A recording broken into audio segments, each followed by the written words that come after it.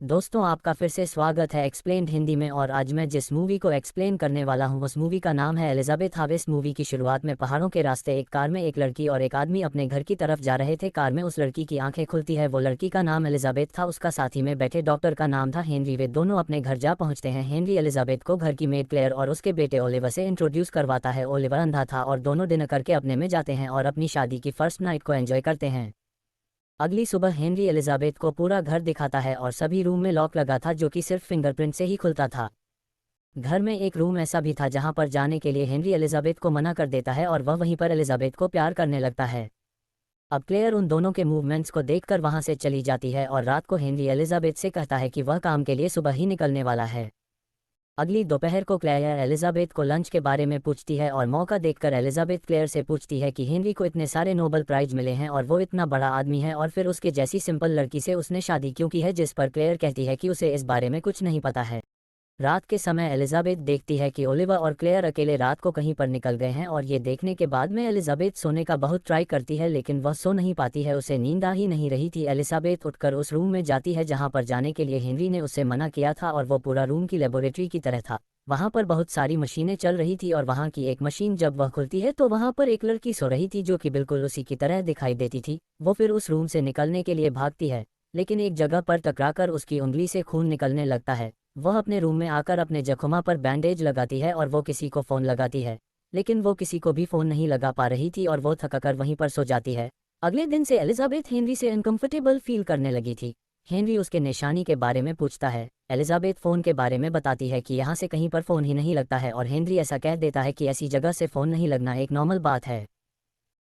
Henry फिर Elizabeth की injured उंगली के बारे में एलिजाबेथ से पूछता है जिस पर वो कहती है कि यह बस एक एक्सीडेंट है और फिर हेनरी एलिजाबेथ के साथ में इंटीमेट होता है लेकिन एलिजाबेथ इसको एंजॉय नहीं करती है और वो इंटीमेट होते समय रोने लगती है। अब आधी रात को हेनरी उठकर रूम से बाहर जाता है और एलिजाबेथ उसे फॉलो।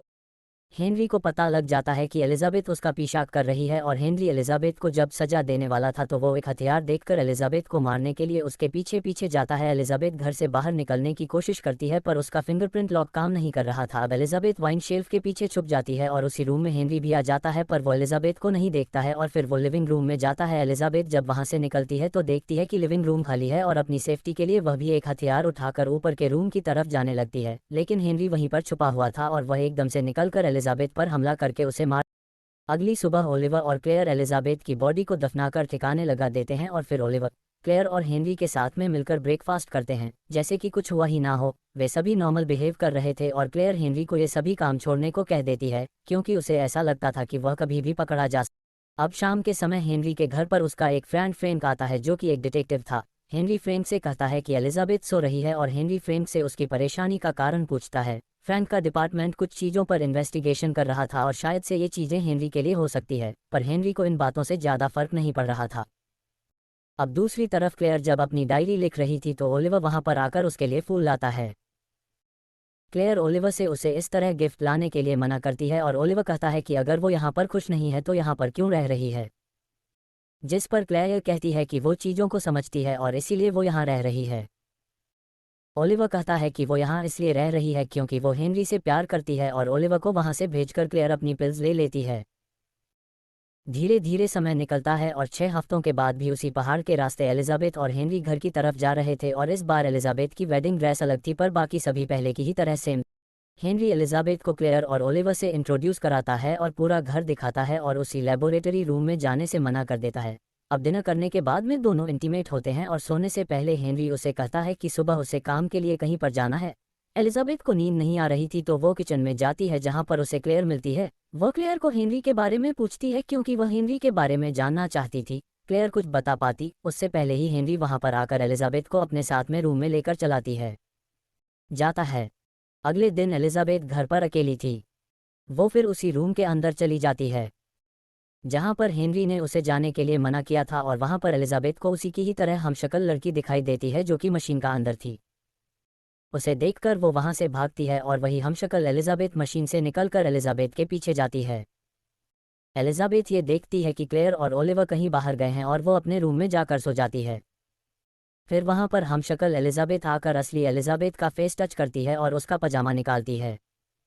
एलिजाबेथ नींद में थी तो उसे कुछ भी पता नहीं चल रहा था। फिर अगली सुबह एलिजाबेथ नींद से उठकर देखती है तो पाती है कि वो आधी नेकेड है।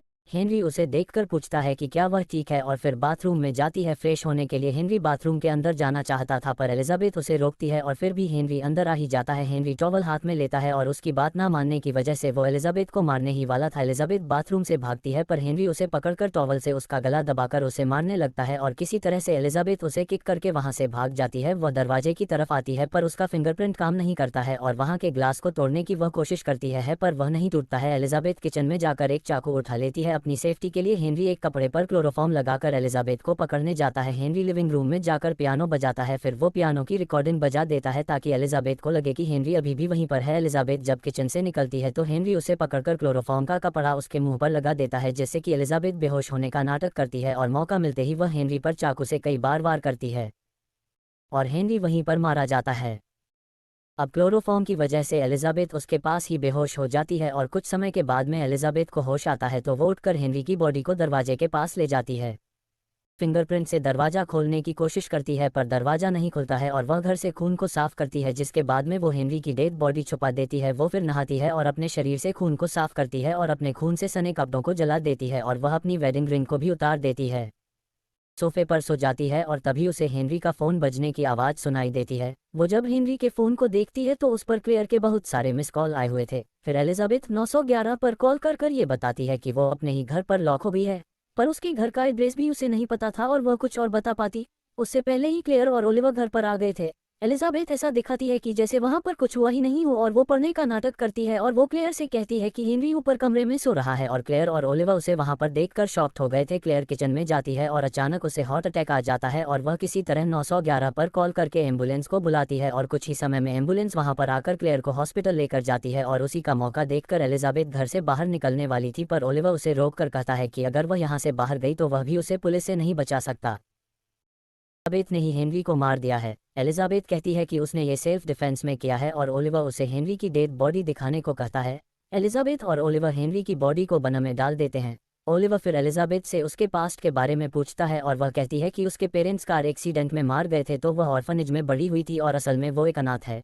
ओलिवर को ये पता था कि एक्सपेरिमेंट के चलते ये सब एलिजाबेथ के दिमाग में डाला गया है।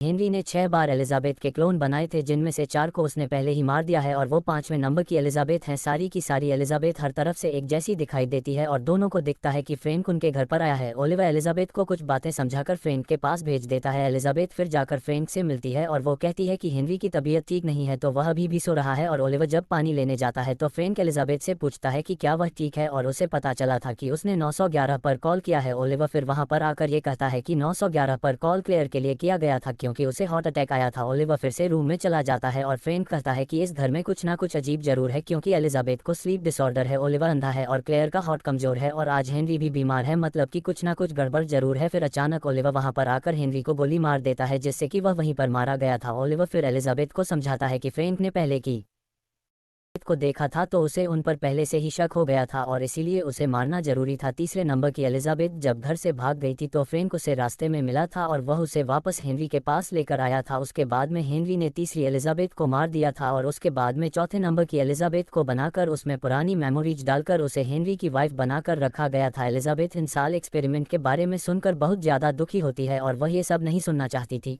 वह दोनों फ्रैंक की डेड बॉडी को ले जाकर बन में डालकर उसे जला देते हैं। ओलिवर एलिजाबेथ को क्लेयर की डायरी पर है और एलिजाबेथ को उसी रूम में लॉक करके वहां से वो चला जाता है। एलिजाबेथ वहां से निकल नहीं पाती है तो वो उस डायरी को पढ़ने लगती है क्योंकि क्या पता कि उसे वहां से कुछ पता लग जाए। क्लेयर की डायरी में लिखा हुआ था कि 5 साल पहले हेनरी ने क्लेयर को अपने घर पर बुलाया था और क्लेयर एक न्यूरोलॉजिस्ट थी, हेनरी भी एक साइंटिस्ट था तो वो क्लेयर को अपने साथ काम करने के लिए मना लेता है। हेनरी उसे लेबोरेटरी में ले जाता था और वहां के स्लीपिंग कैप्सूल में उसकी वाइफ एलिजाबेथ के क्लोन को दिखाता था।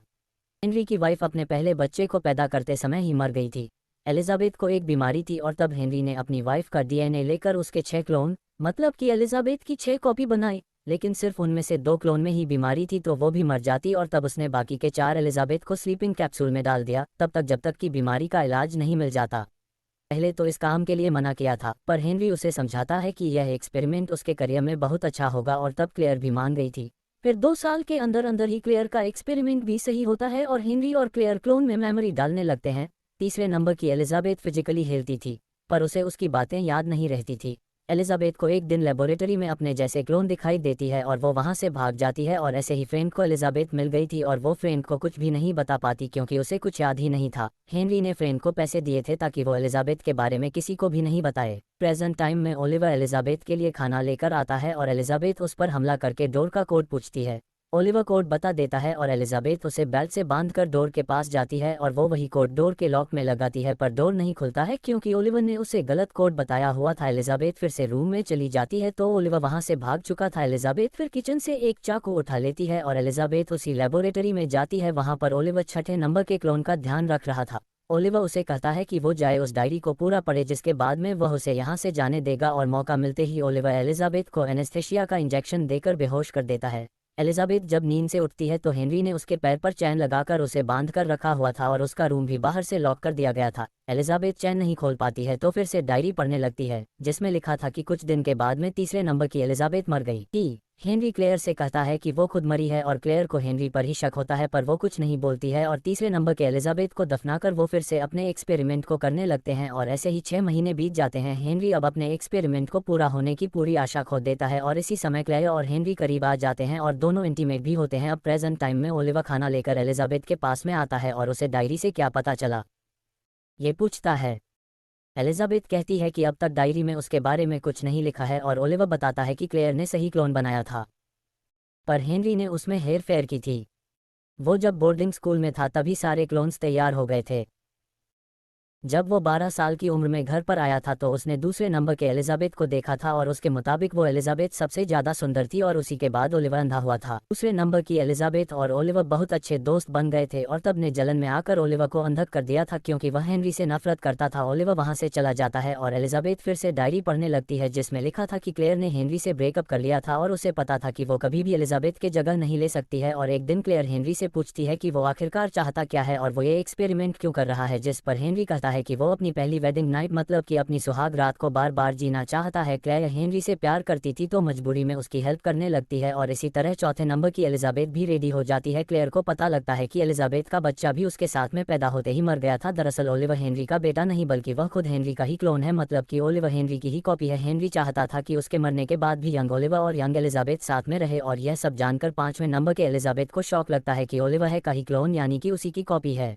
दूसरे दिन ओलिवर कैची से डराकर एलिजाबेथ से पूछता है कि उसे डायरी से क्या पता लगा, जिस पर एलिजाबेथ बताती है कि वो हेनरी का क्लोन है, लेकिन हेनरी ने ओलिवर को बर्थ सर्टिफिकेट दिया है और उसके हिसाब से वो क्लोन नहीं है।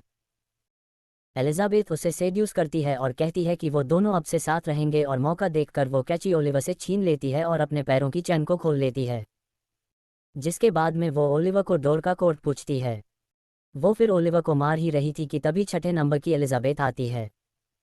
उसने अपनी वेडिंग ड्रेस पहन कर रखी हुई थी और उसके हाथ में एक गन भी थी। छठे नंबर की एलिजाबेथ ओलिवर को बचा रही थी।